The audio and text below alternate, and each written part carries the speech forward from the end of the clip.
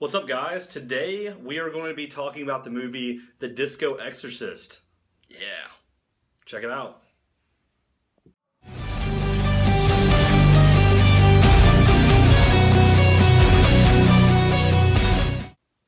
What's up, guys? Kyle back over here at the Horror File, coming back with another Wild Eye Entertainment review that I'm doing.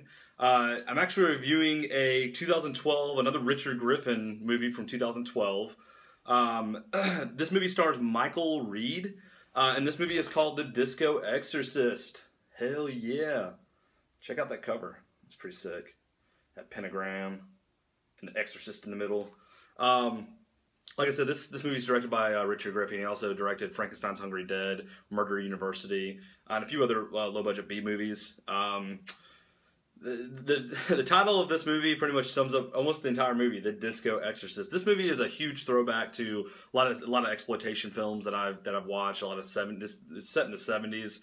There's a lot of really cool visuals in this movie. A lot of really cool things going on. It's hilarious. So to kind of get into the plot a little bit, there's a guy, Michael Reed plays a guy named Rex, actually. And he is like a really cool swinger guy. You know, all the women want to be with him. Everybody wants to have sex with him. Blah blah blah blah. He's with this girl who, you know, it's like his girlfriend at the beginning of the movie.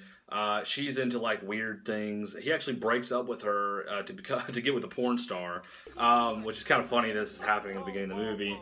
And that girl, the girl that he broke up with. She's like a Satan worshiper, kind of like a devil worshiper. She puts a hex curse, basically. That's pretty much all I can really explain. Like a voodoo kind of curse or a hex curse on Rex and his new porn star girlfriend. Because she's so pissed off at Rex, she's mad at him, you know, pretty much. The rest of the movie, all kinds of all this crazy stuff happens. There's a lot of cool visuals in this movie where like there's actually a scene where they're in this like this skating rink, this old school skating rink, and everybody's like skating around, and there's a lot of heavy cocaine use or like drug use in this movie, which is really cool. I don't do drugs or anything, but I think it's cool to see like a 70s movie, a throwback, and obviously there's a lot of cocaine going on in that period, and that was really cool. There's a lot of nudity, a lot of sex scenes in this movie. This movie could be honestly considered almost like a softcore porn with all the sex scenes in it, and the sex scenes look pretty realistic to me. I mean, that's weird to say, but a lot of the movies you see, is like, especially B movies, these weird little sex scenes you see here and there, these were actually pretty well done, almost to the point of softcore porn sex scenes in this movie.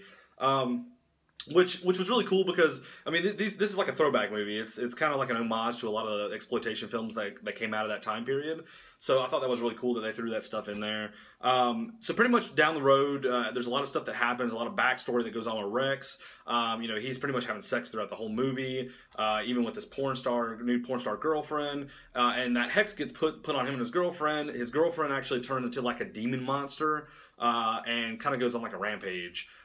There's like one scene where there's like an orgy and she like pretty much kills everybody, you know, in the orgy.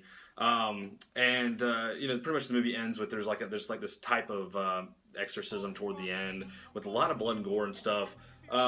This movie also stars Sarah Nicklin and Ruth Sullivan. I'm pretty sure Sarah Nicklin's probably his porn star girlfriend. I'm pretty sure that's her. But kind of getting my thoughts of this movie.